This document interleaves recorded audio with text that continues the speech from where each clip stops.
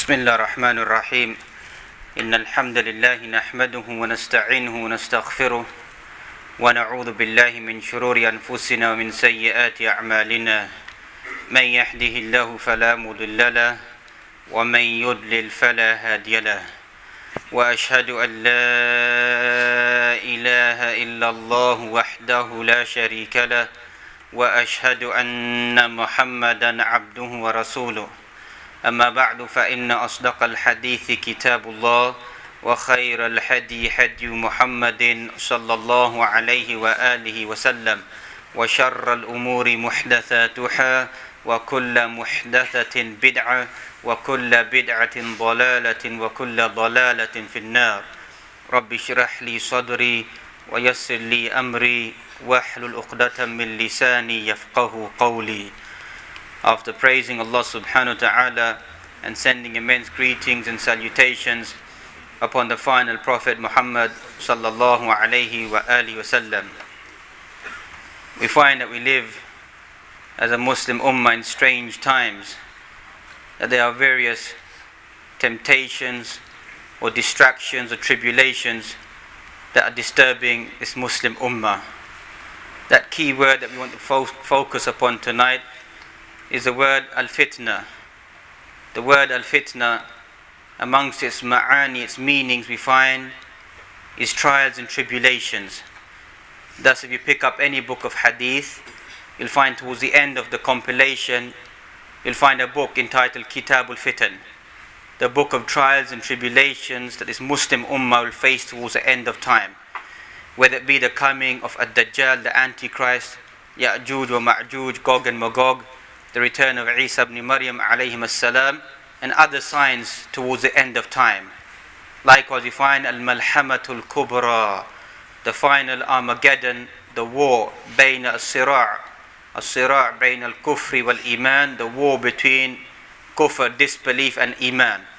That is one meaning of fitna, trials and tribulations.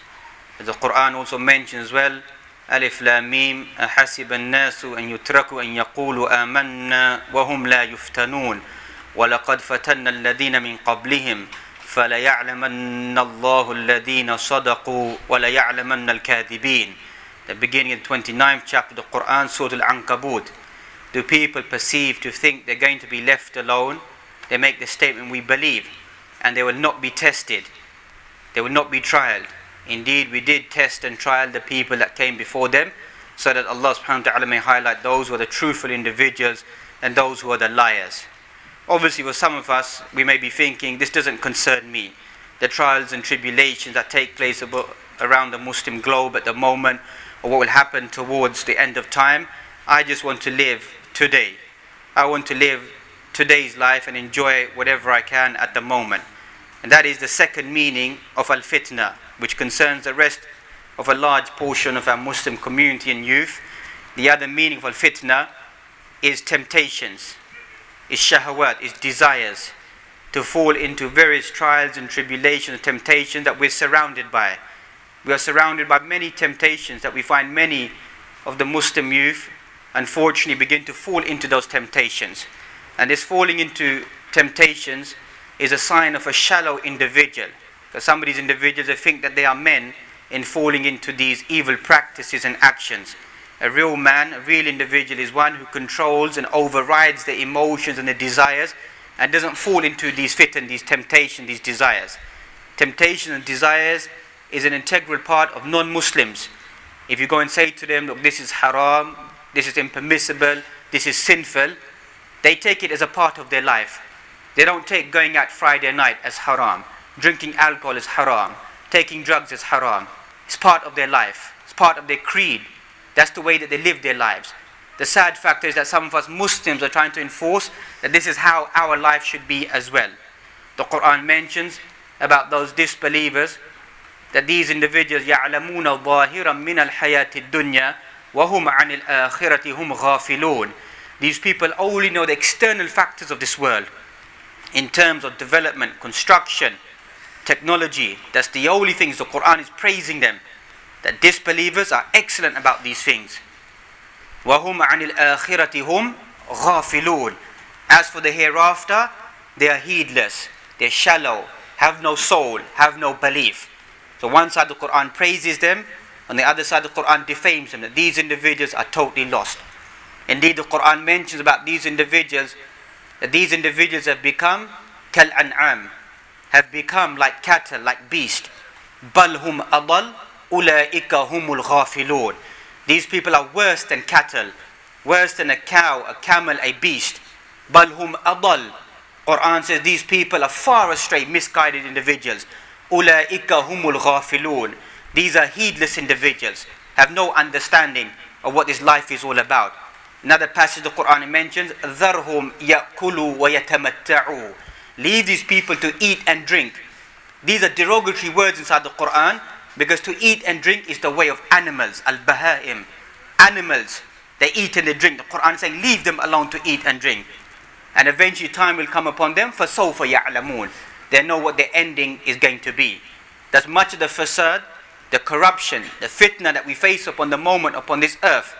Quran mentions that this fitna, ظَهَرَ الْفَسَادُ فِي الْبَرِّ وَالْبَحْرِ بِمَا كَسَبَتْ أَيْدِ النَّاسِ لِيُذِيقَهُمْ بَعْدَ الَّذِي عَمِلُوا لَعَلَّهُمْ يَرْجِعُونَ. Corruption appears upon the land and the oceans because what man sends forth with his own hands. You may taste the fruits of your action. The life that you live, taste the fruits. Maybe you may begin to return back to Allah subhanahu wa ta'ala. Those are the signs that Allah subhanahu wa ta'ala places there. Another passage of the Quran, Allah mentions, أَوَلَا يَرَوْنَ أَنَّهُمْ يُفْتَنُونَ فِي كُلِّ عَامٍ مَرَّةً أَوْ مَرَّتَيْنِ ثُمَّ لَا يَتُوبُونَ وَلَا هُمْ يَذَّكَّرُونَ. Don't you see that we test you once or twice in a year, that you may repent and you may return back to Allah subhanahu wa ta'ala. So life upon this world for a believer, for a Muslim, is different from the way these individuals live their life. And we don't want to spend too much time discussing these individuals and what they do. We want to see what's happened to many of our own individuals. That the type of life that they're living, trying to aspire to become like those individuals, to imitate them, to be like them. In a hadith that we find, مَنْ تَشَبَّهَ بِقَوْمٍ فَهُوَ مِنْهُمْ. Whoever imitates a people eventually becomes like those individuals. The Quran mentions, وَلَا تَكُونُوا كَالَّذِينَ نَسُوا اللَّهَ فَأَنْسَاهُمْ أَنفُسَهُمْ أُولَئِكَ هُمُ الْفَاسِقُونَ لَا يَسْتَوِي أَصْحَابُ النَّارِ وَأَصْحَابُ الْجَنَّةِ أَصْحَابُ الْجَنَّةِ هُمُ الْفَائِزُونَ. Don't become like those individuals who forget Allah subhanahu wa ta'ala. You forget Allah subhanahu wa ta'ala, Allah subhanahu wa ta'ala will forget you. Those people of paradise are not like the people of the hellfire. Ashabul Jannati, people of paradise, humul faizun, will always be successful. And that's the whole title, the theme, about there ain't no ghetto in paradise. Because many of us think that we may return back to a better life. If you live a wretched life upon this earth, you've destroyed this earth yourself. You live in that ghetto mentality. You created that ghetto environment amongst yourselves, and then you think that when you come back to paradise, you're going to have a better life given to you. Allah subhanahu wa ta'ala is not unjust to any individual. But if you live a life of disrespecting Allah subhanahu wa ta'ala, turning away from the life of Allah subhanahu wa ta'ala, serving Allah subhanahu wa ta'ala, then Allah subhanahu wa ta'ala will just turn you away. That's the Quran mentions, فَمَنْ أَعْرَضَ عَنْ ذِكْرِي فَإِنَّ لَهُ مَعِيشَةً دَنْكَا وَنَحْشُرُهُ يَوْمَ الْقِيَامَةِ أَعْمَى قَالَ رَبِّ لِمَا حَشَرْتَنِي أَعْمَى وَقَدْ كُنْتُ بَصِيرًا. Whoever turns away from my remembrance, remembering Allah subhanahu wa ta'ala upon this earth, we will raise that individual in a state of blindness. قَالَ رَبِّ لِمَا حَشَرْتَنِي أَعْمَى. Oh my Lord, why have you made me blind today? وَقَدْ كُنْتُ بَصِيرًا. I had the ability to visualize and to see. Because upon this dunya, the signs were shown to you, but you turn away from them. وَكَذَلِكَ الْيَوْمَ تُنْسَى. And thus today you'll be forgotten by Allah subhanahu wa ta'ala. And as some of us Muslims, we want to play games with Allah subhanahu wa ta'ala. We want to follow a certain pattern way of life, and then we think, وَتَكُونُ مِن بَعْدِهِ قَوْمًا صَالِحِينَ. Inside Surah Yusuf, the 12th chapter of the Quran, that we find that the brothers of Yusuf alayhi salam, they decided to either throw him in the well or before they tried to kill him. And they said that after we do this evil action, وَتَكُونُ مِن بَعْدِهِ قَوْمًا صَالِحِينَ. Then afterwards we become good, pious individuals. You know this methodology of the Quran, how many young Muslims think exactly the same? Thousands of years ago, the brothers Yusuf said, we'll do haram, we'll try to harm our own brother, and we'll come back and become a good Muslim. Exactly what happens on road today. Many Muslims say, I'll just live this life, and somewhere along the line, I'll come back to Allah subhanahu wa ta'ala. I'll become a better individual. You know how much the percentage of those people who ever come back to Allah subhanahu wa ta'ala is a very minimal amount. That aspiration for many of us never comes true. Never comes true. Because we've been drifting away so far away from Allah subhanahu wa ta'ala. And then we think that maybe for some special reason that we could be just forgiven for whatever we've done upon this earth. And that's this practice, these evil practices around us. These are symbols of non-Muslims. These are their symbols. This is their way of life. It's their culture. It's their belief. We should not begin to think that we can be exactly like them. And thus you find that those disbelievers, they want you to be like them. فَتَكُونُ سَوَاءً, that you be identical to them. They want us to imitate them, to begin to copy them. Thus you find inside the Sharia that when certain things are made haram or halal upon this Muslim ummah, it's not based upon your own feelings and your own tastes and your own desires. The Quran mentions, قُلْ لَا يَسْتَوِ الْخَبِيثُ وَالطَّيِّبُ وَلَوْ أَعْجَبَكَ كَثْرَةُ الْخَبِيثِ. O you believe, O individuals, قُلْ لَا يَسْتَوِ الْخَبِيثُ وَالطَّيِّبُ. Say impure substances and pure substances cannot be the same. وَلَوْ أَعْجَبَكَ كَثْرَةُ الْخَبِيثِ. Even though impure substances may startle you, they may begin to dazzle a person, that there is a high life, there is a good life, there's wealth out there, there's property out there, trafficking of drugs, there may be 10k to be earned a week, trafficking of heroin, cocaine, whatever it may be. It's a good lifestyle that a person can benefit from it. But the Quran says quite clearly, وَلَوْ أَعْجَبَكَ كَثْرَةُ الْخَبِيثِ. A real Muslim, a real individual sees straight through, crystal clear, that all of this is nothing but designed to snatch my iman away, to take me away from the path. And that's in the Sharia that we find. The Sharia is based upon 5 basic elementary principles. Whenever it makes something halal and makes something haram, weigh it up according to this. Islam came, حفظ العرض والعقل والدين والمال والنفس. Al-Islam came to preserve your intellect. It came to preserve your body, your soul, your deen, your wealth, and your honor and your dignity. Anytime Islam says this is something haram, go and study it. What do drugs do to a person? There's no benefit to your mind, to your body, to your soul, to your deen, to your wealth. There is no benefit. People may think there's some benefit. Even the Quran mentions, يَسْأَلُونَكَ عَنِ الْخَمْرِ وَالْمَيْسِرِ قُلْ فِيهِمَا إِثْمٌ كَبِيرٌ وَمَنَافِعُ لِلنَّاسِ وَإِثْمُهُمَا أَكْبَرُ مِنْ نَفْعِهِمَا.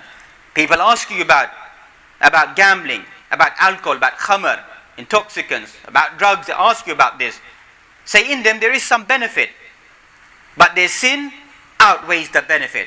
What is the benefit that we see that people think there's a benefit for them indulging inside these haram substances? Look at most of these individuals. What happens to their life? How they begin to destroy their own lives, destroy everything around them. يُخْرِبُونَ بُيُوتَهُمْ بِأَيْدِيهِمْ. They destroy their homes with their own hands. That's what they do, destroy their own homes with their own hands via these substances. That these fitan, these trials and these tribulations that you find, or these temptations, have gone so much into such many of our Muslim youth that they feel it's a part of their life. That if I have not been indulged inside these haram substances, then there's something wrong with me. It is not the normal way of life for a Muslim to indulge inside those evil practices. And as we find that the culture that begins to take place, or this ghetto mentality that begins to take place, that people believe that their life is based upon 3 things, as they say, that they need revenge, revenue, and respect. These are the 3 R's that revolve around in your community at the moment that you find. That's all that life revolves around. It's either revenge, or to gain their revenue, or to gain their respect. And what we say to these individuals is rest, rip, and reap your fruits inside the grave, inside the hereafter. That's what's going to be given to you. That if you think that via living this drug lifestyle, or this gangster lifestyle that you find, or the ghetto lifestyle, that people begin to aspire to these individuals. And we're not those individuals who don't know what takes place around us inside our community, whether you want to take it all the way back to East London, or back to South London, whether it be all the way going back to the Cray twins in the 60s, the Richardsons inside South London, all the way to what people in our community begin to aspire for in this community. Either looking at the burger bar boys or looking at the Johnsons. That's what many of the young boys, Muslim youth, look up to them. Or you find, what else, the redheads that you find inside this area, or the Muslim Birmingham Panthers that you find movements around here. Read the essence of many of these movements. They were created to protect their identity, their culture. But then they spilled over and began to harm one another. Futile killings that begin to take place, harming one another. Just recently that we find, just for looking at a person. This is pure jahiliyyah, pure ignorance. He looked at me in such a manner, he's causing offense to me. So this person needs to be taken out of the community. You know, not even animals don't behave in that manner. Even animals have a code of silence and conduct. You walk past the jungle, you walk by, you let them walk by freely. We become worse than animals. He walked into my area, like we have post-Cold Wars that you find, walked into your turf, so these people need to be taught a lesson. Is that how Muslims we should behave? Is that the way that we should conduct ourselves? Is that how shallow our life has become? That on top of that we begin to harm one another. Another Muslim, innocent Muslims, get hurt, or get beaten up, or get tortured, or get kidnapped. All of it based largely upon the drug trade that we find. That many Muslims are exploiting this trade, involved in pimping of women, prostitution. This is a respectable industry. You're a respectable individual inside your community that you think people should look up to you. Why do you think people should look up to you? If that's the lifestyle that you live, and you think there should be some element of respect that should be given to you. Those individuals who live that lifestyle, there's going to be an evil ending for them. That's the promise of Allah subhanahu wa ta'ala. The way that you carry on sustaining yourself and taking care of yourself, it will only be a matter of time. As I say before, time catches up to you. And when time does catch up to you, there will be no escape. There's many individuals who've been sent for many, many years for journeys into prison that you find. For them, they believe that I wasn't involved inside this. But for many of the years, they conduct themselves in an evil manner. And just it happened to be that one day that Allah subhanahu wa ta'ala destined that this is the time you need to take these individuals to return back to Allah subhanahu wa ta'ala. These fitn that we find, these trials and these tribulations, as we mentioned, amongst the first fitna that we find is shurbul khamr, the drinking of alcohol. How many young Muslims will get legless on a Friday night, on a Saturday, on a Sunday, and even, may Allah forbid, any day, in a state of intoxication, in a state of drunkenness. This is not our way of life, that we should get drunk, or we need alcohol, or we need something to hallucinate ourselves, or to wash our worries away. It costs this government billions of pounds. The biggest terrorist threat inside this country is alcohol abuse. Nearly every other crime committed in this country is based upon alcohol. That's a reality.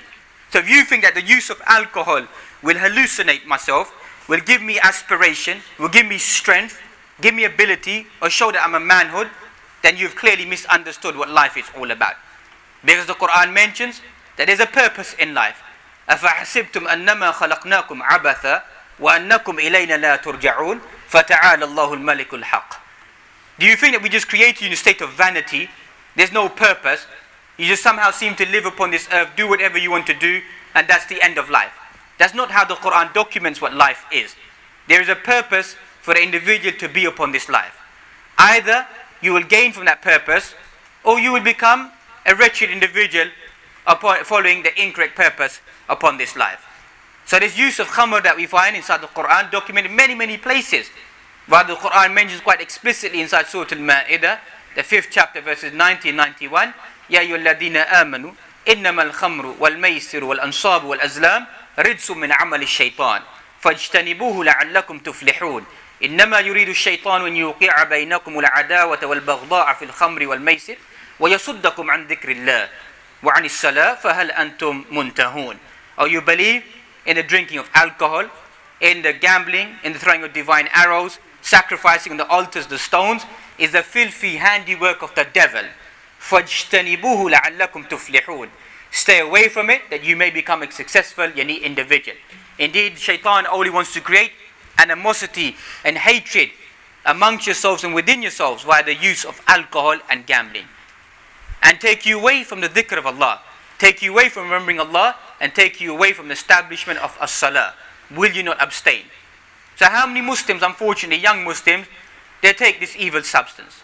They feel it's a part of their life. They feel it's their culture. We're not hooligans. We don't have alcohol abuse. that should exist amongst us. But unfortunately, that's what's taking place. Sometimes openly inside our society, the people, they have no shame. As you find a hadith, you have no shame, do whatever you want to do. And this is a great big fitna that we're facing. That sin is no longer sirran, is no longer hidden, that people say don't talk about these things. Al-an sir alanan. You find that the sin in our community is out in the open. Many brothers saying outside on the roads, now people will come and start trafficking their drugs in the open. There's no more shame. The Quran mentions, إِنَّ الَّذِينَ يُحِبُّونَ أَن تَشِيعَ الْفَاحِشَةُ فِي الَّذِينَ آمَنُوا لَهُمْ عَذَابٌ أَلِيمٌ فِي الدُّنْيَا وَالْآخِرَةِ. Those people who love to spread illicit behavior, bad behavior amongst the believers, for them there will be an evil punishment inside this world and likewise inside the akhirah. That's the promise of Allah subhanahu wa ta'ala, that those individuals want to spread vice. We're not here to talk about a personal bad problem. Many of us could have a bad problem, addiction through childhood or whatever it may be. We pray to Allah subhanahu wa ta'ala to bring those people out of their hardship. But those individuals who think that they're Don Teflons out on road, that they think that they can bypass the law, or they think that they can stay away from whatever it may be, and there's no one out there who can tell me. You know, some of them, they think that they are above the law. Yes, you may be above the law, but you're never going to be above the law of Allah subhanahu wa ta'ala. Remember that inside your life. You'll never be above that law. You may think you're a smart criminal, you may be organized, you may change your SIM card, you may change your rides, you may use code names, you may use drop-off places, you might use phone boxes, whatever it may be that you use, all forms of technology, and different places you have dropouts, whatever it may be, whatever may exist in the modern world today. But remember one thing, you won't escape the eyes of Allah subhanahu wa ta'ala.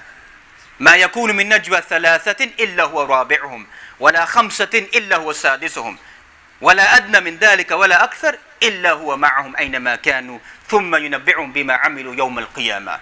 There may not be a secret consultation. There may be three of you sitting together doing something haram or speaking haram. Know that the fourth is Allah subhanahu wa ta'ala. ولا خمسة إلا هو سادسهم. Not five of you, and the sixth is Allah subhanahu wa ta'ala. Not less than that, not more than that.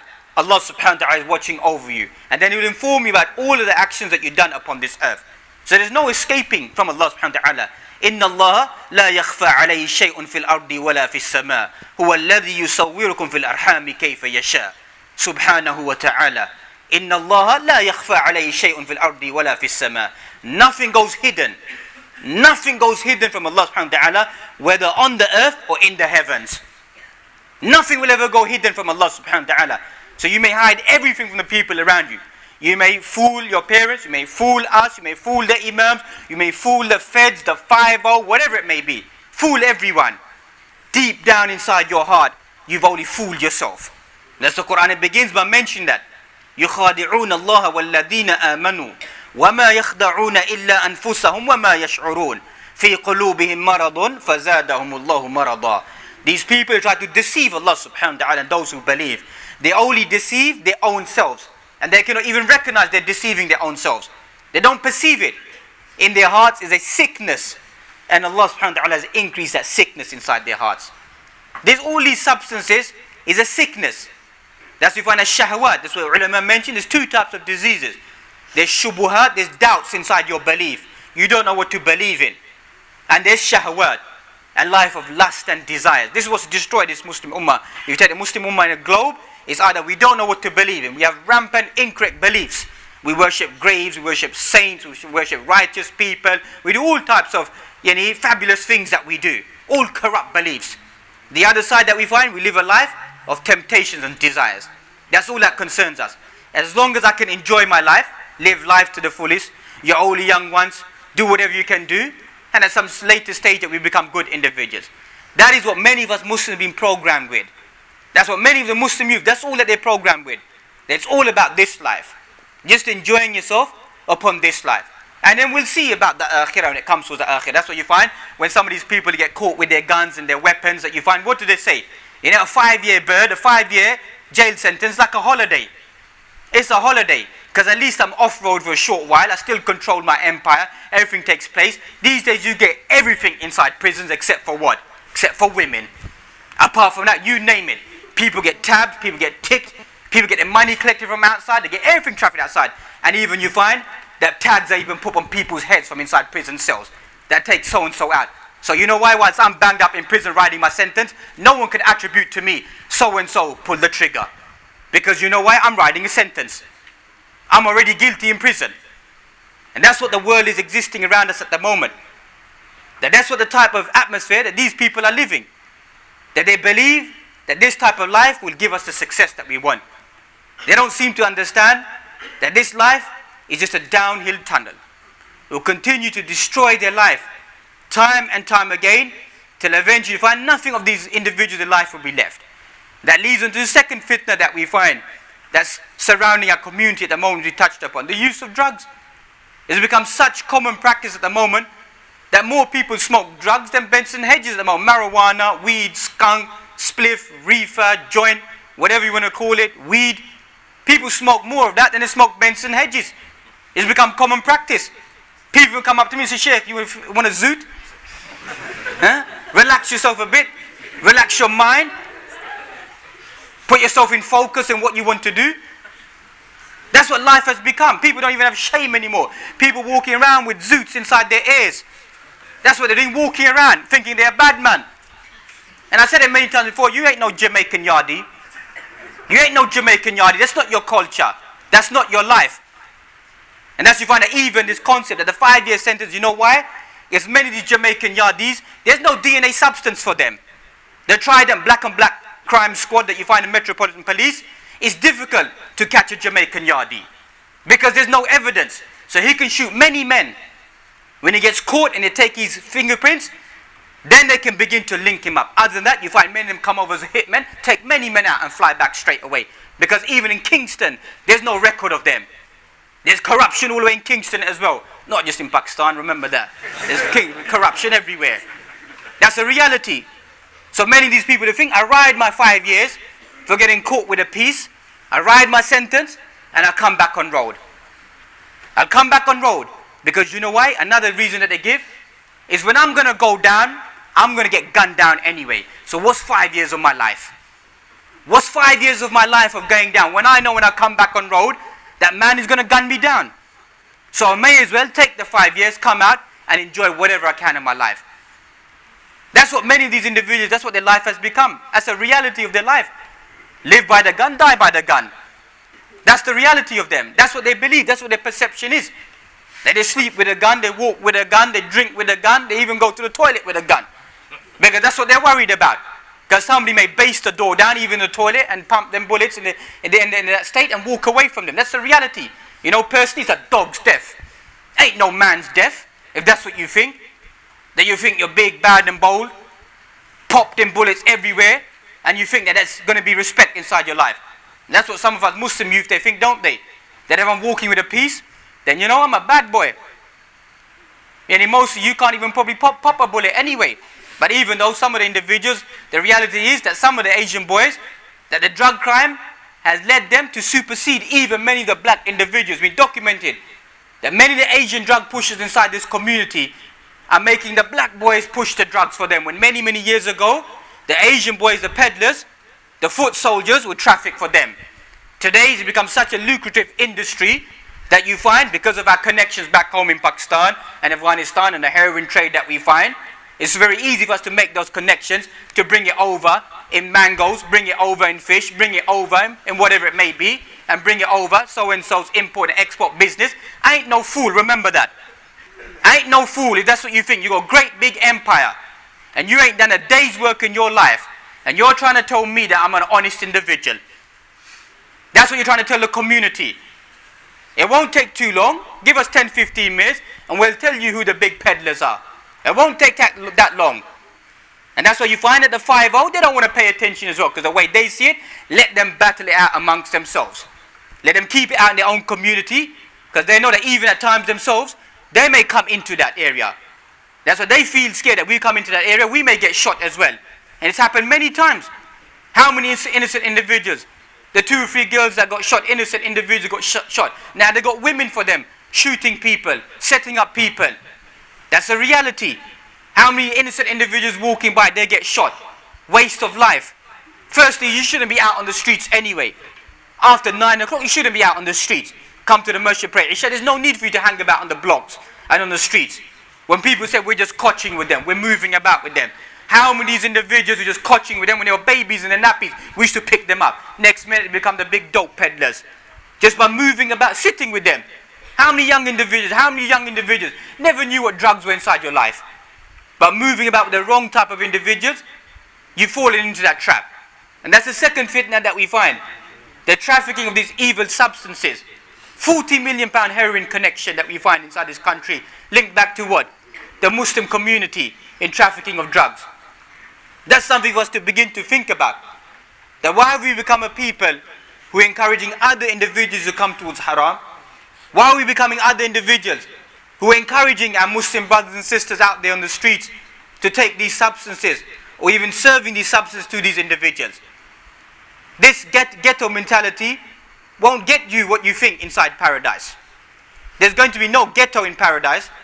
There's going to be nothing but the Bronx inside the grave for those individuals, unfortunately. That's going to be the reality. That they may be aspiring at just because I have a Muslim name. And personally, inside my books, what many of the masajid should do, they should stop praying upon them. When some of these young individuals, they die, just to send a lesson out to these people, you should stop praying upon them. Sallu ala sahibikum. Go and find someone else to pray upon them. So that will become a message to the community. Because at the moment somebody dies, people try to cover up. He was a good lad, he was this, he just happened to be there. He was the wrong place, he wasn't really doing much. It wasn't really a bad guy.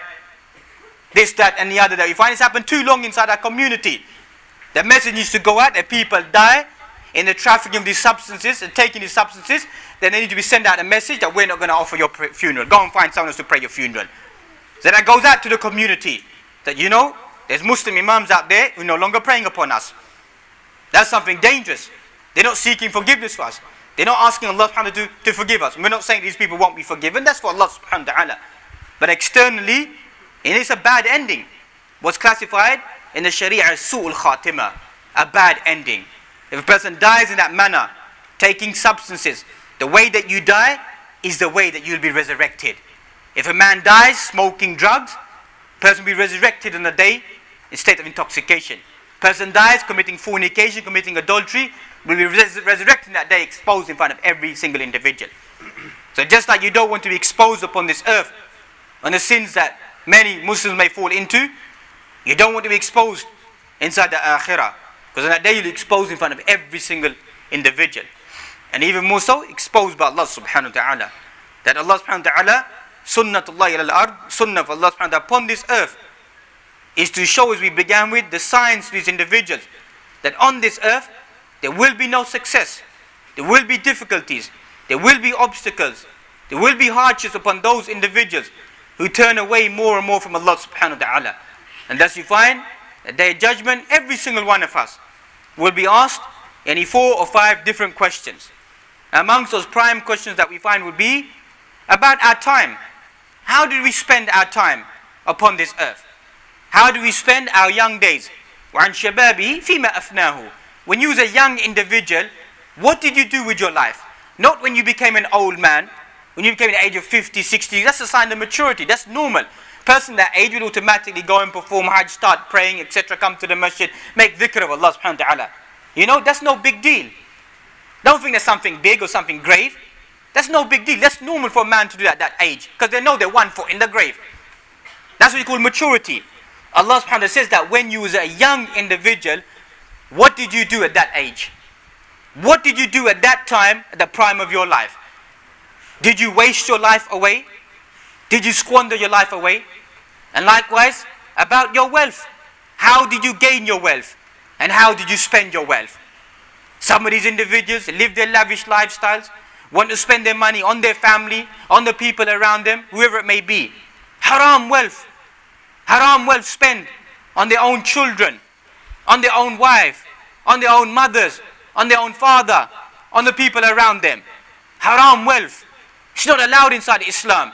Whatever is haram, it's not supposed to be spent for a good cause. And to say that the end justifies the means. I do all these bad things, but as long as at the end I do something good, that will justify whatever I've done throughout my life. That's not the sunnah of Allah subhanahu wa ta'ala. That at the end you can just justify yourself, turn a new leaf, create your empire, and then build a front, whatever it may be, your car showroom, or your travel agents, or whatever it may be you have at the front to show the people, I've settled down and living an honest life. What's the foundation? The property industry. What's the foundation of whatever you've gained inside your life? So that doesn't justify what some of these people may think that they're doing. Likewise, we find that those individuals, we find about their youth, about their time, about their age, and the whole of their life. What do they do throughout their life? How many of us Muslims know what it means to be Muslim today? Most Muslims, unfortunately, young individuals don't have a clue what Islam is. They come into the masjid, walk out the masjid, walk in like sheep, walk out like sheep, go out there, carry on doing whatever they want to do inside their life. Because partially maybe the message is not given to them. Inna salata tanha anil fahsha'i wal munkar. The prayer takes you away from al-fahsha. Al-fahsha doesn't mean evil.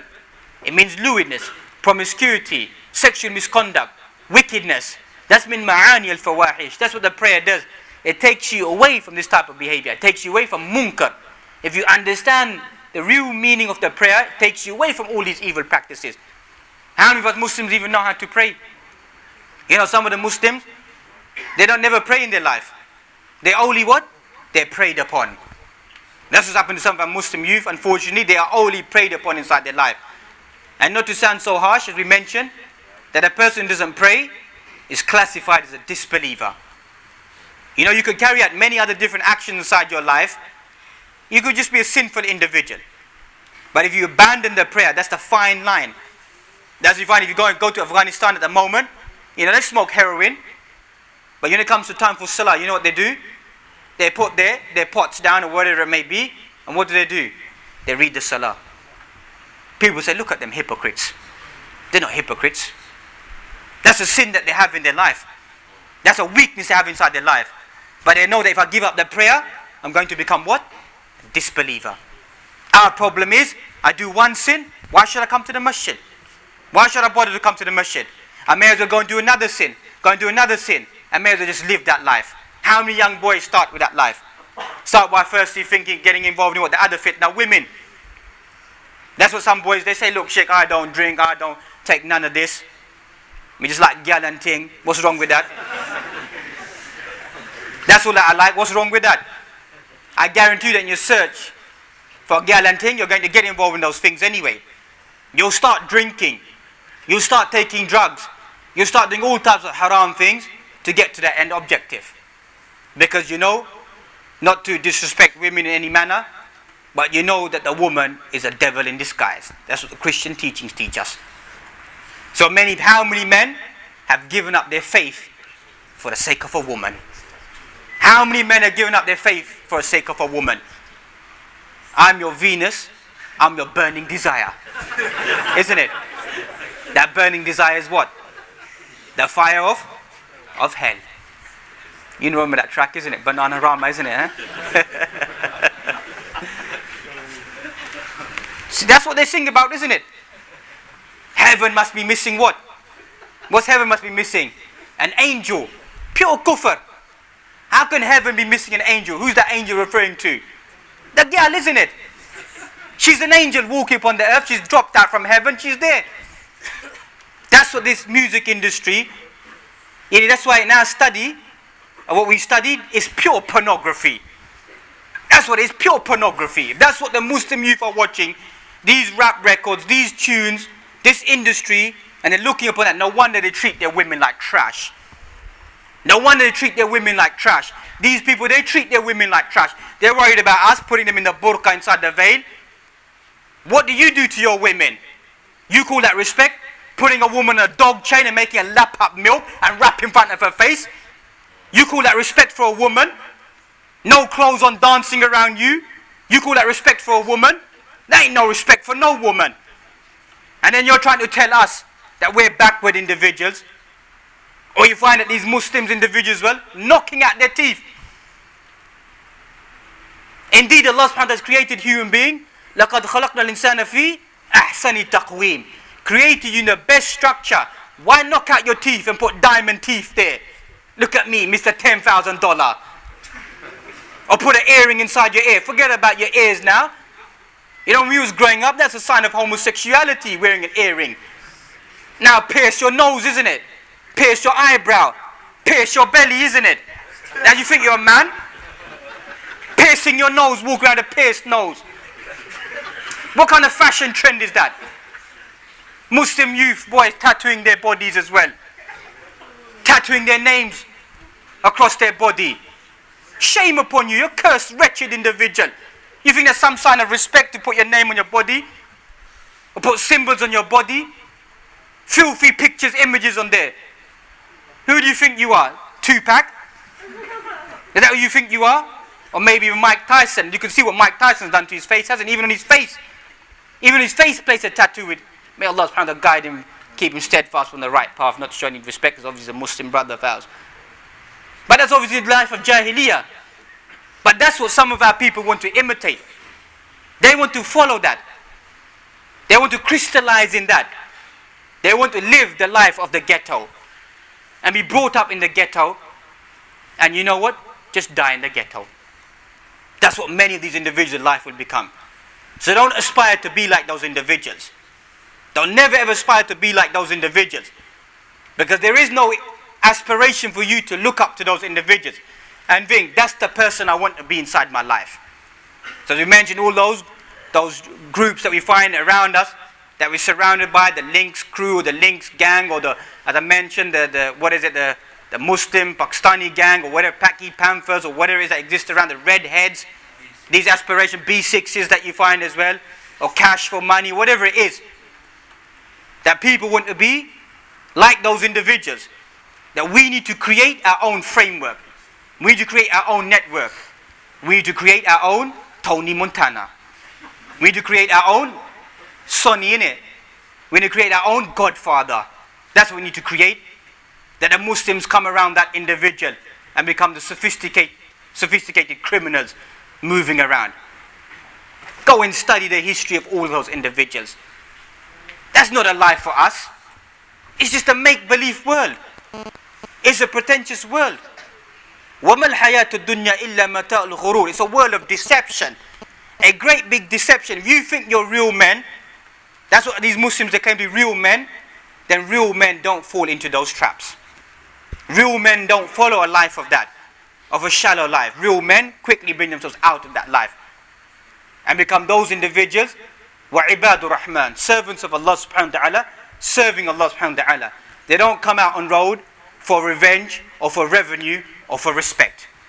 That's never what a Muslim comes out for. The revenge of a Muslim is for the sake of Allah subhanahu wa ta'ala.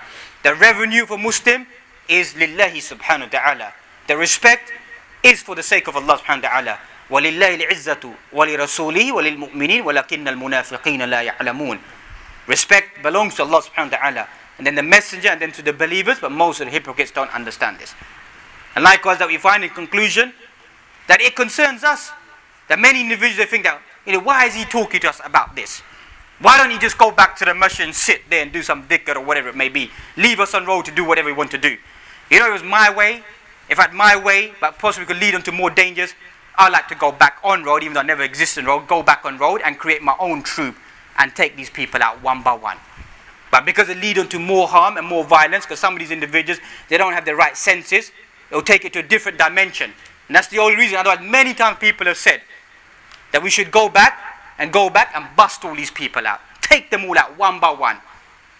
But that's the only solution, personally, that may exist for these people, is to make these people move away from our communities and go somewhere else. And that may be a solution. That if we begin to visualize, even if we come out this masjid now, these people should be told to move along. But the sad fact is that many of us, we look up to these individuals, we respect these individuals, and thus it becomes difficult. There's no respect to be given to these individuals. That should be crystal clear inside our hearts and inside our mind. And likewise, if these people, they drown, we drown. The effects of the actions of these people is going to fall upon whom? Upon your own children. It will only be a matter of time. Give it 10 years, give it 15 years, the same problems that we're facing today will begin to spill upon our own children. And then we're going to turn around and say, if only we done something before. And thus it means that we have to work as a community to remove these people, remove their practices, and tell them if they want to practice these actions to go to another location. Go and find another ghetto. There's no ghetto here. and there'll be no ghetto inside any paradise as well. May Allah subhanahu wa ta'ala give us all the tawfiq and ability to stay away from these haram actions, this evil life, a life of corruption, and make us die in a state of submission and commitment towards Allah subhanahu wa ta'ala, and raise us upon that. وَقُولُ قَوْلِ هَذَا وَاسْتَغْفِرُ لَي وَلَكُمْ وَلِجَمِيعِ الْمُسْلِمِينَ فَاسْتَغْفِرُوا إِنَّهُ هُوَ الْغَفُورُ الرَّحِيمُ سُبْحَانَكَ وَبِحَمْدِكَ أَشْهَدُ أَن لَا إِلَهَ إِلَّا أَنْتَ أَسْتَغْفِرُكَ وَأَتُوبُ إِلَيْكَ.